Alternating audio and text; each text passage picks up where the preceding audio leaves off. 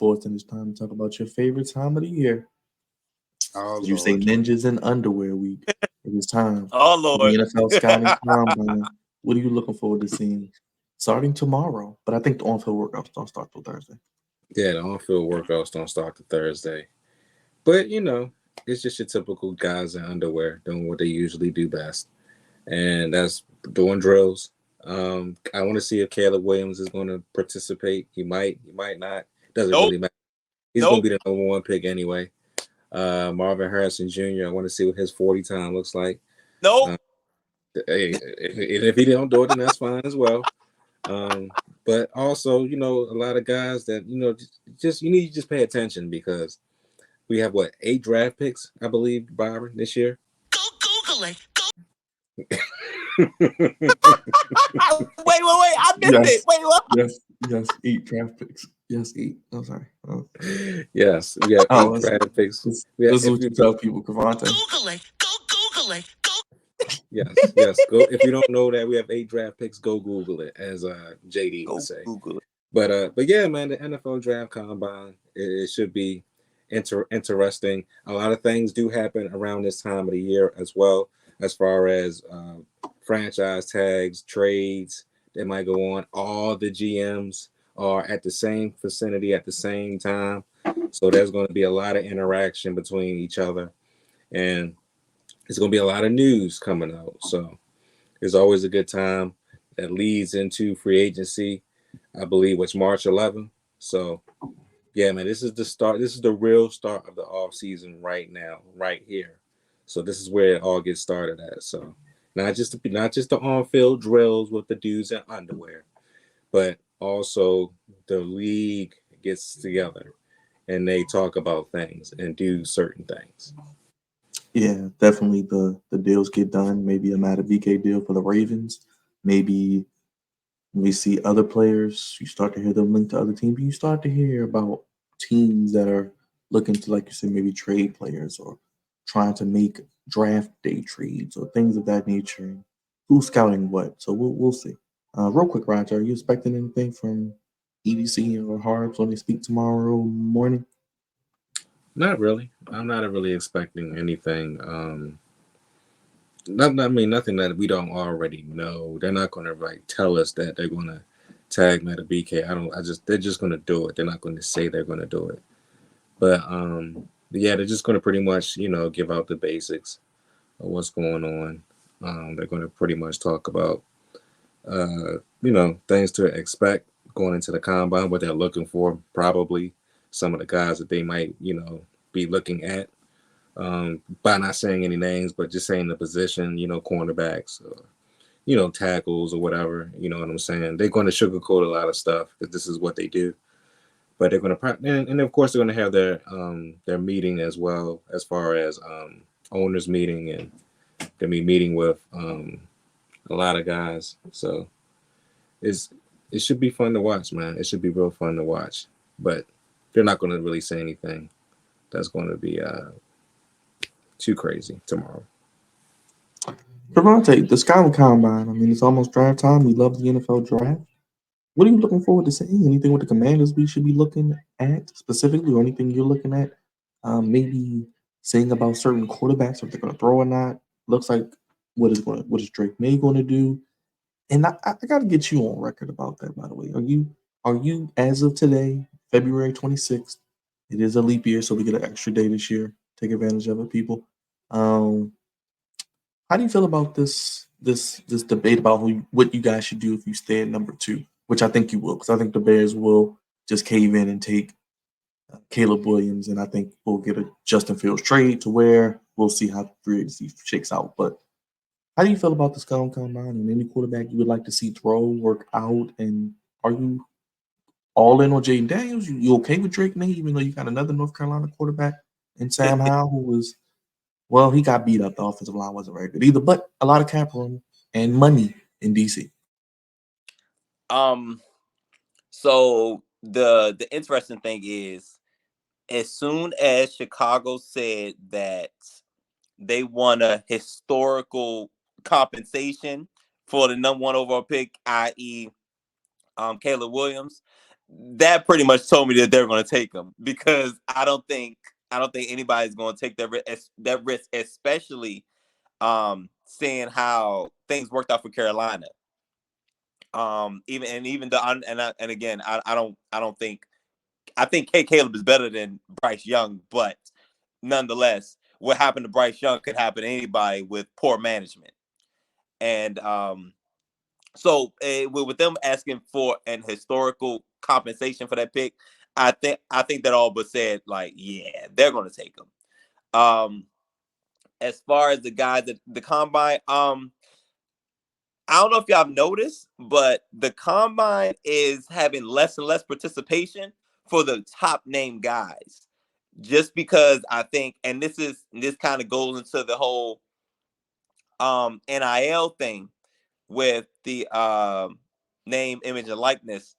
The players have power. The players have a significant amount of power, and they're treating their whole college experience, combine, and all that like free agency, and they're picking and choosing. Well, the free agency that they're in charge of, so they can pick and choose what they want to participate in and what they don't want to participate in, just so they can be, I guess, in tip top shape for what they really want to do. And we kind of seen this over the past couple years, where it's like a couple guys here and there are not participating in the combine, but they're going to their pro day. And I understand that the pro day, they're more comfortable. They know the receivers, at least for the quarterbacks, they know the receivers. So, it's a comfortability, and typically you'll do better in those environments. Um, but it's at an all-time high. Like, right after I seen Caleb Williams wasn't throwing, here comes Jaden Daniels. Boom, here come Marvin Harrison. Boom, here come Malik Neighbors. He's talking about he's only gonna do interviews. I'm like, God damn. Hey, Raj, the underwear Olympics is not the same anymore, man. Because people are because we had this conversation about probably last week when we were talking about the NBA and these kids being divas. Now all of a sudden these new draftees want to be divas as well. It just sucks, man. I mean, I kind of want to see them do what they do in the NFL Combine. I get why they don't want to play the bowl games. I understand I'm about to that. go rob something. Really, Byron? Y'all know me. I'm dangerous. They're not dangerous, man. They're not. They're just kids. They're not dangerous at all.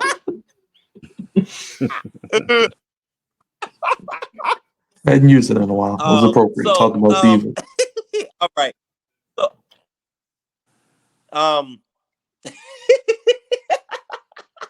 okay.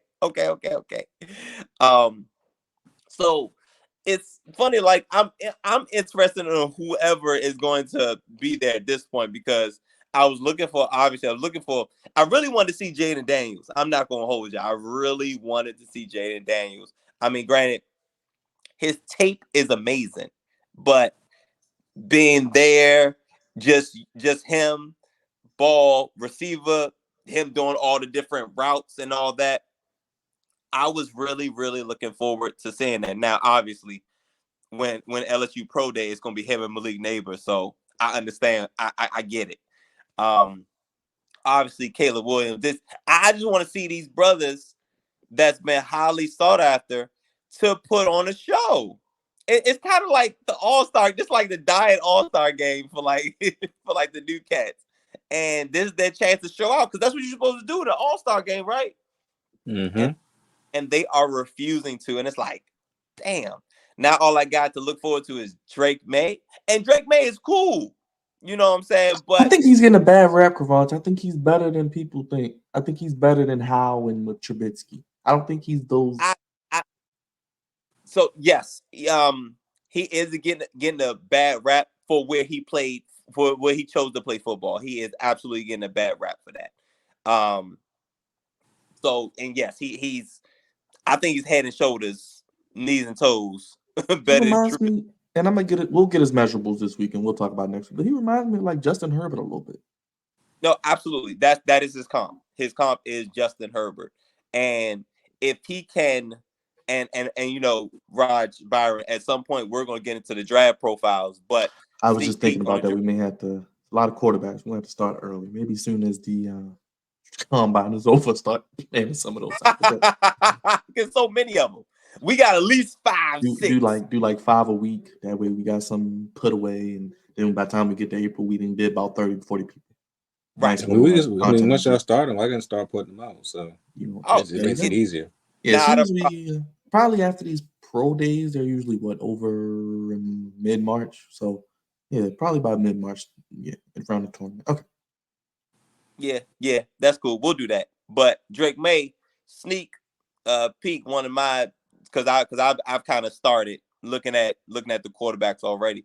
Um, he is the typical quarterback, like size. He can move. He moves well in the pocket, and he moves well outside of the pocket. He's pretty damn accurate too. But it's just he misses the layups.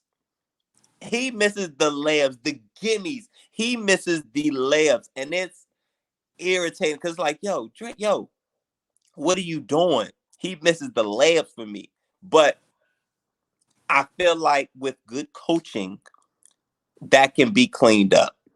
That's one of my nitpicks I have to do because when we're talking about possibly quarterback being pick 1, 2, 3, we gotta nitpick somewhere to differentiate, you know, the differences between the three. And Drake May is right there at the 2, 3 slot, and I can't wait to see what the Commanders do because I like both of them. I think this is one of the rare occasions where I like multiple quarterbacks and would not mind either one because they both have things that I can lean on, that I can look forward to in the Commanders offense moving forward. But Jaden Daniels not throwing and not pretty much not participating kinda is a stinker. Kinda a stinker. But now all it means is that all eyes gonna be on LSU Pro Day. And hopefully LSU USC is not on the same day. Yeah, I may do a video tomorrow talking about what I'm looking forward at the combine with the Ravens, seeing what they're looking at because there's some interesting things. Do they any receivers stand out outside of Marvin Harrison Jr.? Because I'm trying to get familiar with some of those guys. Because at Right. 30, one could fall to the Ravens. But is there any offensive lineman maybe? What about Oh, running back? Not saying they're going to take one early, but does somebody run like a 4-2 like Keaton Mitchell and they find him in the 5th or 6th round? Just stay tuned to the to Eric DeCosta and Harbaugh. They might give you a couple clues of what they're looking for tomorrow. Or just trade back like I'm expecting? I mean, we'll see. Look, Cavante. oh, and also now with the top guys going about this route, like Marvin Harrison Jr. Not looking forward. He probably not gonna see him. Malik Neighbors not gonna see him. Caleb Williams, Jaden Daniels not gonna see him. This leaves the door open for some guys who are right behind. This gives some hope for like Michael Penix and Bo Nix to come, JJ McCarthy. Now, since the top two guys, well, 2 out of the top 3 guys are definitely not going to participate. This gives the opportunity to be all eyes on them, and this gives them to add to their stock. Also, Rome Odunze and other wide receivers get to stake their claim as the number 2 and/or 3, you know, slotted receiver because now it's pretty much Marvin Harrison Jr. and then Gap, Malik Neighbors, Romo Dunze, and then it's everybody else. So this gives the opportunity to the big light is not going to be there. So now it's like, all right, this is your opportunity to stake your claim and make your draft stock rise. We shall see what happens with the combine starting tomorrow. With you'll hear from GMs and coaches, but on-field workouts start Thursday through the weekend. So something to watch this weekend if you are looking for something on your television screens. And it is tag season. Tag your it. NFL teams have until March 13th to tag players. T. Higgins of the Bengals was tagged for $20 million. God Believe dang. it's could tag Justin Madubuike, it'll be $22 million as well. Raj, you think they're going to tag Madubuike? Do they get a deal done? They would have until July to get a deal done. What do you think happens there? They got to keep him, right? They don't have to keep him, but it would be imperative that you do because one, he had 13 sacks during the season. He looked like he's finally starting to get it as far as being that guy that everybody thought he could have been when he came out of the draft. Was it back in 2019, I believe, or 2020? So he's finally starting to peak, and you don't want to give up on him. But also, for a long-term deal, I'm not just sure about just yet. I want to tag him and see if he can do it again. I don't want to just give him all the money in the world and then he just falls flat or he just starts having down years. I want to see if he can replicate what he did this year, next year. So if I'm Eric DaCosta, I'm just giving him pretty much the franchise tag. But if he does get him signed, he can move some of the money around in that deal, put a lot of money on the back end. Maybe give him a good signing bonus so that it won't eat up the cap, and also I guess still renegotiate some people's money, maybe Stanley's, maybe Humphrey, maybe even Lamar himself. But I definitely see Eric DaCosta giving him the franchise tag. Now, if they get a deal done, that part I don't know, but I do see him getting the franchise tag, definitely. And Matthew Lincoln, that was not confirmed. Maybe But it was also, his dad. you're talking about that. I was gonna add that. No, never mind. It wasn't to not a beacon. I was gonna add that the Bengals have franchise tagged Yeah, T. Higgins. T. Higgins. Yep, and So, Jamar so Chase is eligible for an extension as well. I believe it's 20.8 million for receivers and 22 for Madubuike, a D lineman. where is Tyler Boyd in all of this? He's gone. I think he's a free agent. I think he's a gone. free agent. I guess the Bengals have made their choice. Yeah, he's a good receiver. He's just getting older, but he's a good receiver. It'll be interesting. Not a free agent. Go ahead. Other than that, I don't know who else is going to get franchise tag. I mean, we have all these running backs that are going to be free agents. Last year, Saquon Barkley got the franchise tag, but he's not going to be franchise tag this year. Derrick Henry, who's been a staple for the Tennessee Titans, even though he's 30 years old, has been one of the best running backs in the league. He's not getting franchise tag. Tony Pollard, He's not even going to be there. Yeah, well, he's not going to be there because he's a free agent. Tony Pollard, who led the Cowboys in rushing, he's not going to be franchise tag neither. He's a free agent, so there's just a lot of guys that are going to be sitting out there because they don't want to pick up that hefty hefty tag. So it's starting to get real different in the NFL as far as that tag is concerned. It's like, way back in the day, the tag wouldn't be as much money, but now, like, if the guy really balls out, it's 20 mil per. So sometimes it's not even worth it in some instances. But yeah, man, they're just getting real tricky with that tag. I feel like the Ravens going to sign a running back. One of them. I don't know who, but they're going to sign him back. They're going to make that one signing that you're going to be like, okay. It's either going to probably be Derrick Henry or Saquon Barkley. But to be honest with you, I wouldn't mind having Derrick Henry, of course, or Saquon. But a real underrated running back that y'all might want to look out for in case he just slips through the cracks is Zach Moss from the Colts. He's a free agent as well. He did some really good work with them when Jonathan Taylor was not playing. And I just remember when I went to the Colts game, this brother had almost 150 yards against us.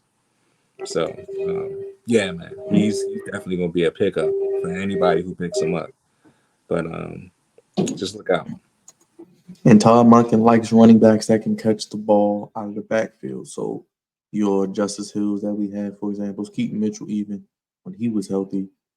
That's why Gus didn't get a lot of touches, Flock. So it'll be interesting to see. I mean, that's why I said, do the Ravens go and try to look for a Keaton Mitchell type in the draft, maybe that runs a 4-2. But honestly, running back is probably the weakest division, or excuse me, position in the draft. Even though I do like Blake Corum. I do want to see how Blake Corum tests out. I like him. He's little, but he kind of reminds me of Ray Rice a little bit, Roger. Probably not as fast or explosive, but he runs hard. You can give him 20, 30 carries. He can sneak behind the old line because he's so little. I don't know. I like something about it. Maybe in like the third or fourth, but we'll see. Um, we'll see what happens. Matabike, I think, will get tagged, but Raj, I think you do give a guy like him a deal if you can. He's young. You get him now. That way you can spread your cap out because you're only going to have what, like 12 to 16 million right now. So if you're giving him 22, you're going to be dead in the negative. You can get a deal with him for the next 3 or 4 years. Just pay him the money he wants. Like you said, backloaded in the back end.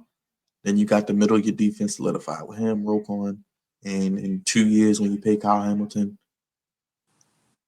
you'll be good. You'll probably have some money to do so. Hopefully, Mm-hmm.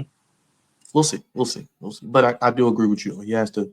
He needs to get. He can't go less than double digits this year because then it'll be like, okay, what the hell are you doing? So they're going to need it because I don't know who's rushing the passer, but we shall see. A real quick hot topic that was up this past week is as we transition to March Madness almost here.